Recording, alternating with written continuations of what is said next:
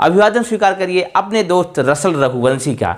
अगर हम बात करें सन 2020 की, तो सन 2020 ने बहुत सारे ऐसे शब्दों को आपके जीवन में, आपके शब्दकोश में जोड़ दिया जिनके बारे में 2019 तक आपको पता ही नहीं था, या फिर यूँ कहें कि 28 फरवरी 2020 तक भी आपको पता नहीं था आज की डेट तक। जैसे बहुत सारे शब्द, हॉटस्पॉट हो गया, पीपीई किट हो गया, कंटेनमेंट जोन हो गया, लॉकडाउन, अबू मोहम्मद साद, रिया चक्रवर्ती, कोविड-19, इस प्रकार से अनगिनत शब्दों की एक श्रृंखला है जिन्हें आप पहले नहीं जानते थे, लेकिन इस प्रकार की परिस्थितियां बनती गई। ये शब्दकोश आपके जीवन का हिस्सा बन गए।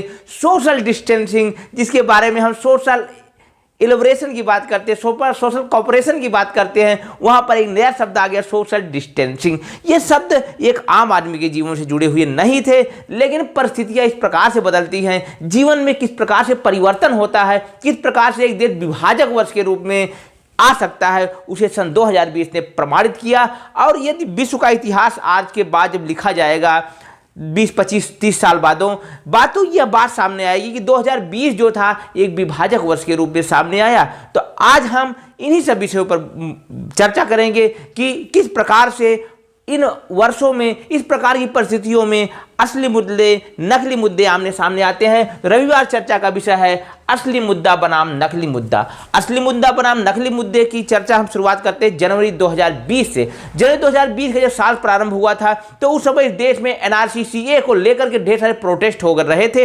और बहुत सारे लोग उसका समर्थन और विरोध में अपने अपने आप को लामबंद किए हुए थे। कोई उसका समर्थन करता, कोई विरोध करता, लेकिन वास्तव में अभी तक देखा जाए तो CA-NRC जमीन पर नहीं आया है। उसके विभिन्न कारण हो सकते हैं और विभिन्न वजहें हो सकती हैं। फिर उसके बाद आया आपका फरवरी का साल। फरवरी 2020 में डोनाल्ड ट्रंप का भव्य स्वागत के लिए नमस्ते ट्रंप का जो एक बड़ा आयोजन किया गया सरदार पटेल मोटेरा स्टेडियम में, जिसका नाम इस समय नरेंद्र मोदी स्टेडियम है। वहां पर जो कार्यक्रम किया गया उस पर पूरी जनता, पूरा फोकस रहा मीडिया का। हमारे देश का जो अधिसंख्य मीडिया है उसको लेकर के तरह तरह की बातें करता था, देश को ये प्राप्त होगा, देश को ऐसा होगा। और लेकिन यदि आप शोध करें तो आखिर नमस्ते ट्रंप या डोनाल्ड ट्रंप की भारत की यात्रा से क्या भारत को लाभ हुआ, उस पर हमें विशेष रूप से आज के दौर में या उस समय के बाद चर्चा करनी चाहिए थी। लेकिन 2000 उसके बाद मार्च आया। मार्च के आते ही सरकार कोरोना की सुध लेना प्रारंभ कर दी, जबकि भारत में सबसे पहला कोरोना का जो केस हुआ था वह 30 जनवरी 2020 को सामने आया था केरल से। उसके बाद हम उतनी एक्टिविटी नहीं दिखा पाए, उतनी तेजी से उसके प्रति अपने आप को खड़ा नहीं कर पाए और मार्च तक आते आते स्थितियाँ धीरे धीरे खराब होने लगी। तो सरकार ने बहुत ही मजबूती के साथ उसके लिए कदम उठाया और जनता कर्फ्यू के माध्यम से लोगों में संज्ञान और लोगों में उसका प्रचार करने का प्रयास किया। लेकिन तब तक थोड़ा सा, मैं कहने में हिचकूंगा नहीं, देर हो चुकी थी।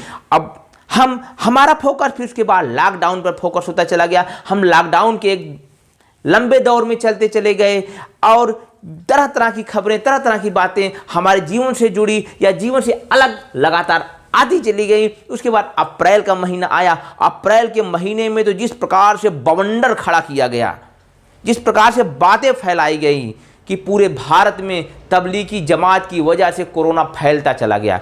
मोहम्मद साद को गिरफ्तार होना चाहिए, मौलाना मोहम्मद साद को जेल में डालना चाहिए। लेकिन आज की डेट में यदि 28 फरवरी 2021 की हम बात करें तो आप खुद खोजने का प्रयास करें कि आखिर मौलाना मोहम्मद साद है कहाँ पर वो छुपे हुए हैं कि आज तक लगभग 10 महीने में भी हमारी बहुत प्रकार की एजेंसियां, बहुत प्रकार की जो रिसोर्सेज हैं उनको नहीं खोज पाए। उसके बाद दिल्ली दंगों को लेकर के फरवरी में जो हुए उसको लेकर के पूरे देश में मीडिया ट्रायल प्रारंभ हुआ, कौन दोषी कौन निर्दोष, किसने क्या किया।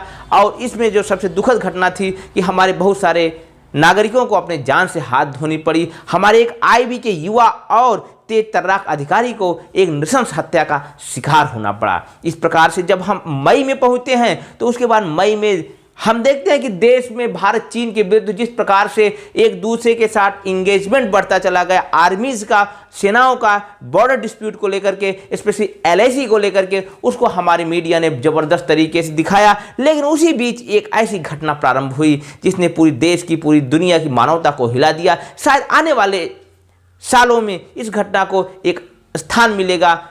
हजारों लाखों मजदूरों का, सैकड़ों किलोमीटर, हजारों किलोमीटर का पैदल पलायन, अपने परिवार के साथ, अपने बच्चों के साथ, उन दुधमुहे बच्चों को अपनी गोद में लेकर माताओं का चित्र नजर आया और उन परेशान हैरान प्रवासी मजदूरों का दर्द सामने आया, या कि किस प्रकार से वो अपने जीवन को संचालित कर रहे हैं, किस प्रकार से उनके जीवन में इस प्रकार की घटनाएं हो रही हैं कि उन्हें इतना लंबी यात्रा करके बहुत सारे तो इस दुनिया से विदा हो गए इस यात्रा के दौरान, जो बुजुर्ग थे, कमज़ोर थे या फिर बीमार थे। लेकिन ये समस्याएं हमारे देश की वास्तविक समस्याएं हैं, जिन्हें हमें समझना होगा कि ऐसी परिस्थितियां खड़ी कैसे होती हैं कि कुछ दिन के लॉकडाउन को भी सहने की क्षमता हमारे मजदूरों में नहीं रह गई है, और जिस प्रकार से मीडिया ट्रायल चलाया जाता है, जिस प्रकार से मीडिया चीज़ों को इतना हाइपर करती है कि लोगों के अंदर डर पैदा हो जाता है, और डर की वजह से वो घबरा करके इस प्रकार के स्टेप लेते हैं जो कि बचाए जा सकते थे और जिनसे बचा जा सकता था। फिर जून का महीना आता है। जून का महीने में धीरे धीरे जब सुशांत सिंह राजपूत ने आत्महत्या की, तो उसके बाद पूरा media trial justice for Sushant Singh Rajput, justice for Sushant Rajput hashtag प्रारंभ करवाया गया मीडिया की तरफ से, और सुशांत को न्याय दो, सुशांत को न्याय मिलना चाहिए, इन बातों को लेकर के पूरे भारत में कैंपेन चलाया गया। लेकिन मैं आज पूछता हूं, आज की डेट में 28 फरवरी 2021 की डेट में क्या आज सुशांत सिंह राजपूत को न्याय मिला है? क्या सुशांत सिंह राजपूत, रिया चक्रवर्ती, इन लोगों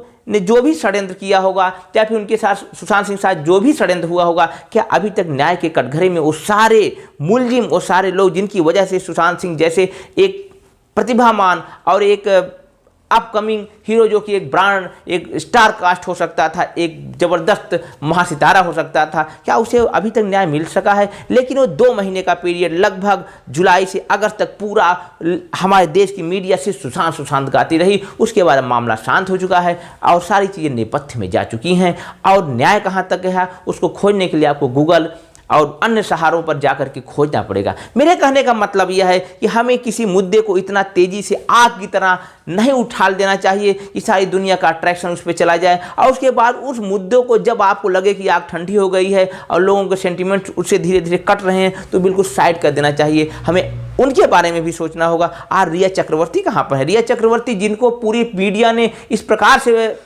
दिखाया कि उनकी हत्या हो जानी चाहिए, एक टीवी चैनल द्वारा उनके इंटरव्यू को इस प्रकार से प्रोजेक्ट किया गया जैसे किसी देशद्रोही का इंटरव्यू ले लिया गया हो। लेकिन आज रिया चक्रवर्ती कहाँ है? जेल में है, जेल के बाहर, शायद आपको पता नहीं होगा। आप खुद खोजिए, आप खुद पता करिए कि आखिर वह है कहाँ पर। ये होते हैं। और लेकिन उस बीच जिस प्रकार से अर्थव्यवस्था कमजोर हो रही थी, देश में कोरोना के लगातार केसेस बढ़ रहे थे, उन पर उतना फोकस नहीं जा सका, और हमारा जो मीडिया था कहीं न कहीं डाइवर्ट करने में सफल हुआ इस प्रकरण के माध्यम से। उसके बाद अगस्त के महीने में हमने भगवान राम के जन्मभूमि पर एक विशाल मंदिर के लिए शिलान्यास और पूजन का कार्यक्रम किया, जो मैं आस्था के दृष्टिकोण से और सोच के दृष्टिकोण से सही मानता हूं। लेकिन उसको कितना हाईलाइट किया जाए, कितना उसको जगह दी जाए, इस पर भी हमें विचार करना होगा।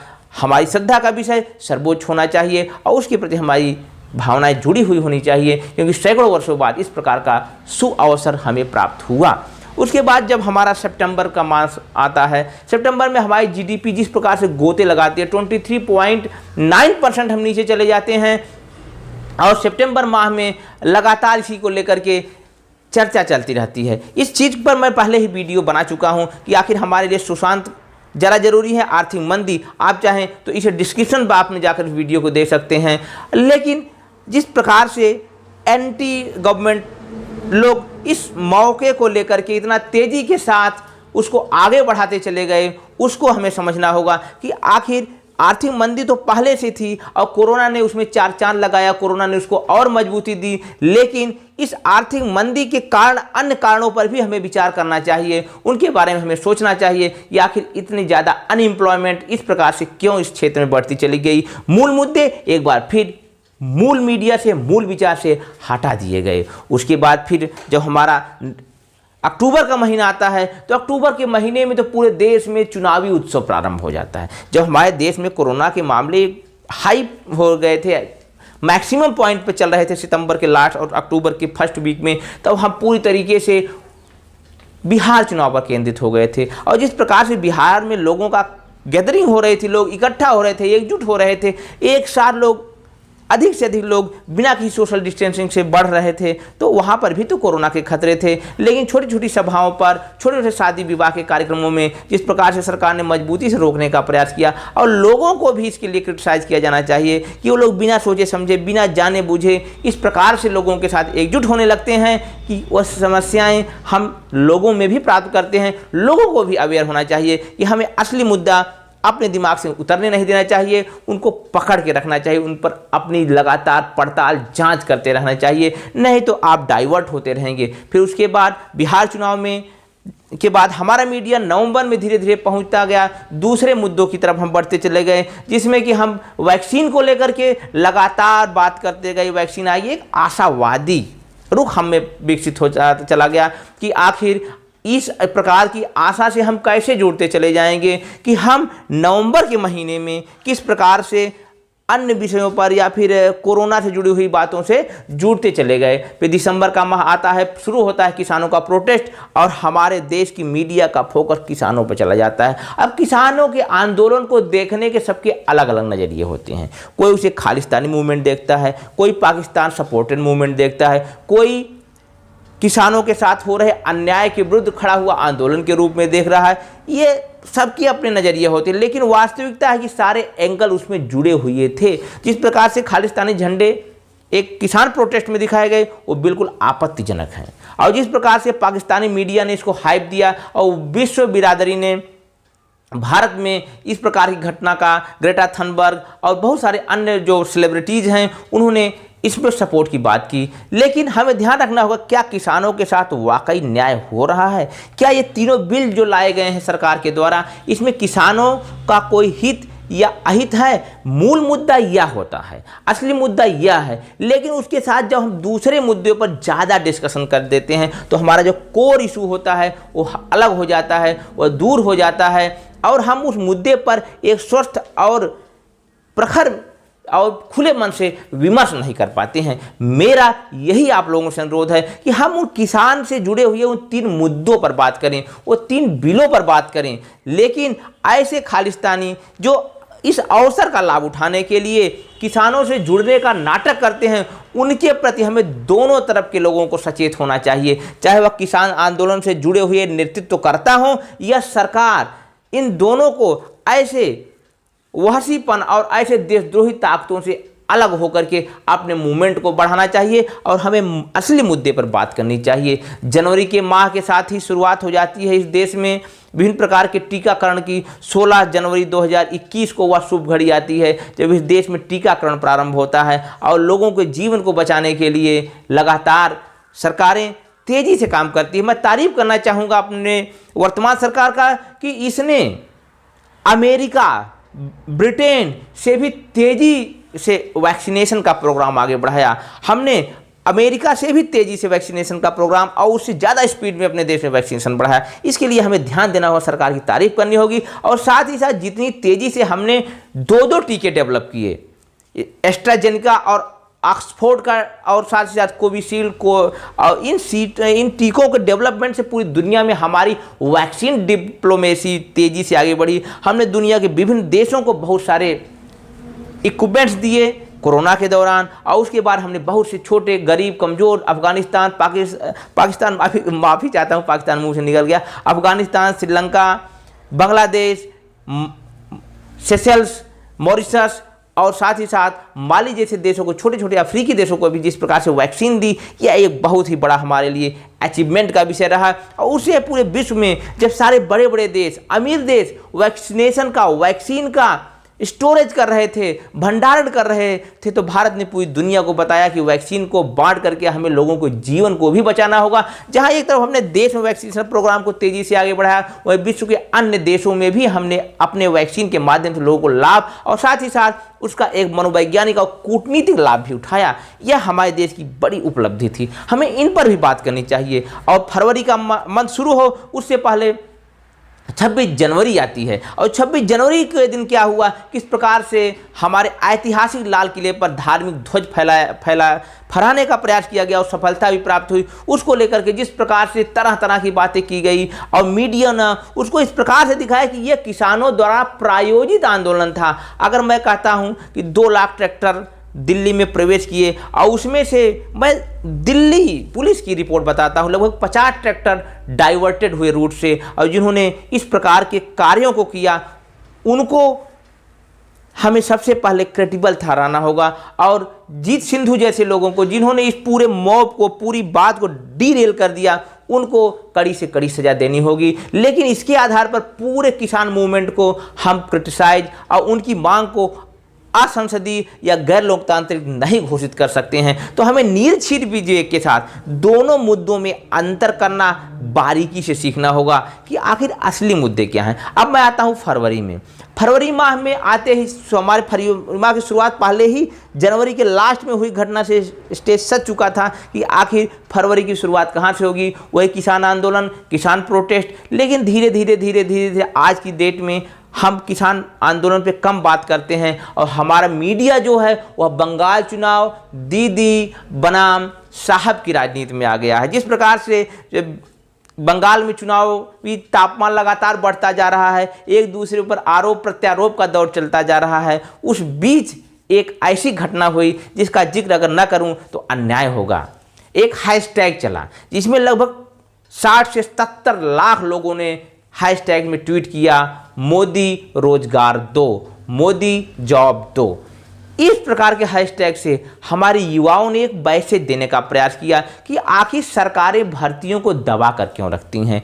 जो भर्तियां, जो रिक्रूटमेंट्स फरवरी 2019 में इलेक्शन से पहले, मार्च 2019 में इलेक्शन से पहले निकाले गए, उनमें जितनी मंथर गति से, जितनी धीमी गति से यह प्रक्रिया चल रही है, ऐसा लग रहा है 2024 तक भर्ती हो जाए तो बहुत बड़ी बात है। तो युवाओं को, जो हमारा दुनिया का सबसे युवा देश है, सबसे नौजवान देश है, वहाँ की युवाओं की जवानियों को यदि हम इस प्रकार से वेस्ट हो जाने देंगे तो इस देश का घाटा होगा। इस देश का जो सकल घरेलू उत्पाद है, जो जीडीपी है, उसमें उनका योगदान नहीं हो पाएगा। और जो एक अवसर हमें मिला हुआ है अपने देश को बहुत आगे ले जाने का, वह कहीं पीछे छूटा जाएगा। और जो सर्विसेज कर्मचारियों की कमी से, लोगों की कमी से पीछे रह जाती हैं, उसमें भी कहीं न कहीं हमें लाभ नहीं प्राप्त हो पाएगा। साथियों, कुछ डाटा भी मैं आपके सामने रखना चाहूँगा। जैसे कि CMIE के द्वारा जो डाटा रिलीज किए जाते हैं, उसमें बताया गया कि जब हम प्राइवेटाइजेशन की भी बात करते हैं, उस बीच मैं इस बिंदु को आपके सामने लाना चाहता हूँ। CMIE एक रिप्यूटेड संस्था है जिसका फुल फॉर्म यदि मैं बताऊं, central for monitoring Indian economy. Central for monitoring Indian economy के जो डाटा आए हैं उसमें बताया गया कि प्राइवेट सेक्टर में भी नौकरियां घट रही हैं। प्राइवेट सेक्टर में भी लगातार नौकरियां घट रही हैं। जहां 2017 में हम प्री कोविड की बात करेंगे, कोविड के दौरान या पोस्ट कोविड की बात नहीं करेंगे, 407 मिलियन नौकरियां हुआ करती थी, वहीं 2018 में उनकी संख्या घट करके 405 मिलियन हो जाती है। और उससे दुखदाई बात यह है कि 2019 में जब कोविड का कहीं पता लता नहीं था तो 400 या 400 मिलियन हमारी यहाँ नौकरियां हो जाती हैं। कहने का मतलब है कि 7 मिलियन नौकरियां, मतलब 70 लाख नौकरियां इन 3 सालों में प्राइवेट सेक्टर में कम हुई। और मैं ILO का एक डाटा आपके सामने प्रस्तुत करना चाहता हूं। ILO मतलब international labour organisation. International labour organisation ने एक डाटा अभी कुछ दिन पहले जारी किया है। इसमें बताया गया है कि 77% भारतीय नौकरियां जो हैं वह हमेशा अस्थिर और खतरे में हैं। और यही डाटा यदि हम चीन से मिला करके देखें तो चीन में मात्र 33% नौकरियां लोगों की अस्थायी हैं या जिनका कोई पक्का भरोसा नहीं है। तो इस मामले में चीन से भी हमें सीखना होगा। देखिए, सीखने में कोई ऐसा नहीं कि हम किसी से सीखें कि ना, हमें पॉजिटिव अप्रोच के साथ सबसे सीखने का प्रयास करना चाहिए। हमें अपने ऐसे देशों के साथ भी सीखना होगा उनकी अच्छाइयों को कि आखिर वो आगे कैसे बढ़ रहे हों, चाहे वो चीन हो, चाहे पाकिस्तान हो, या फिर तुर्की हो, या फिर ऐसे बहुत सारे देश हों जिनका से हमारा वैचारिक विरोध चलता है। लेकिन उनकी अच्छी चीज़ों से सीखने में कोई प्रॉब्लम नहीं है, कोई दिक्कत नहीं है। हमें लगातार उनसे सीखते रहना चाहिए। तो ये जो डाटा है ये बताते हैं कि हम किस प्रकार से अपने सेक्टर को और ऑर्गेनाइज करें और मजबूती से आगे बढ़ाएं। लेकिन इस बात, अभी 2 दिन पहले जो रिपोर्ट आई है तीसरी तिमाही की, उसमें हमें आशा नज़र आती है कि 0.4% हमारी जीडीपी प्लस में चली गई, जो लगातार 2 तिमाही से माइनस में जा रही थी अब प्लस में पहुंची। ये हमारे लिए सकारात्मक खबर है। लेकिन जीडीपी के आधार पर रोजगार कितना तय होते हैं, इसको भी हमें समझना होगा, क्योंकि 17, 18, 19 की डाटा मैं आपके सामने प्रस्तुत कर चुका हूं। यदि जिसे जॉबलेस जीडीपी कहा जा सकता है, यदि हमारे देश में जॉब वाली जीडीपी की बात की जाए तो 1999 से लेकर 2009 तक लगातार जहां हमारे जीडीपी में ग्रोथ हुआ, वहीं लगातार 63 मिलियन लोगों को प्राइवेट सेक्टर में जॉब मिला, उनको नौकरियां मिलती चली गई। तो हमें जीडीपी से ज़्यादा इस बात पर भी ध्यान देना है कि वह जीडीपी लोगों को कितना रोजगार देती है। कहीं ऐसा तो नहीं कि उन जीडीपी का लाभ कुछ गिने चुने परिवार या उद्योगपतियों तक जाता है। इस बात को भी समझना होगा। हमें एक जॉबफुल जीडीपी की ज़रूरत है, यह हमारा असली मुद्दा है। जीडीपी का बढ़ना के बहुत सारे एंगल होते हैं, बहुत सारे दृष्टिकोण होते हैं, लेकिन असल मुद्दा क्या है कि जीडीपी जो है वह जॉबफुल होनी चाहिए, उसमें तरह तरह लोगों को रोजगार मिलना चाहिए। हम आत्मनिर्भर भारत की बात करते हैं, लेकिन हमें इन बात का भी ध्यान रखना चाहिए कि आत्मनिर्भर भारत के साथ हमें ऐसे लोगों को भी मौका देना चाहिए, अवसर देना चाहिए जो नौकरियां चाहते हैं, और हम 2.5 साल, 3 साल, 4 साल, 5 साल युवाओं को नौकरियों के लिए भटकने के लिए नहीं छोड़ना चाहिए। जो रोजगार चाहते हैं उन्हें रोजगार के अवसर प्राप्त हों, जितनी सरकार में भर्तियां हैं उन्हें लाने का प्रयास किया जाए, और जो बेरोजगार हैं उन्हें आप स्किल डेवलप करिए, या फिर जो स्किल के माध्यम से आत्मनिर्भर भारत से एक मैन्युफैक्चरिंग सेट में एक अच्छे एंटरप्रेन्योर के रूप में जुड़ना चाहते हैं, उनको वहाँ जगह मिलनी चाहिए। इस प्रकार से एक जो हमारा लोकतंत्र है, जो चहुमुखी है, बहुमुखी है, उसको जो जिस फील्ड में उसका झुकाव हो उसमें उसको मौका मिलना चाहिए, ऐसी मैं उम्मीद करता हूँ। इन्हीं बातों के साथ मैं आपका दोस्त रसल रघुवंशी विदा लेता हूँ। उम्मीद है जल्द ही आपसे मुलाकात होगी। तब तक आप खुश रहें, आबाद रहें। नमस्कार, धन्यवाद।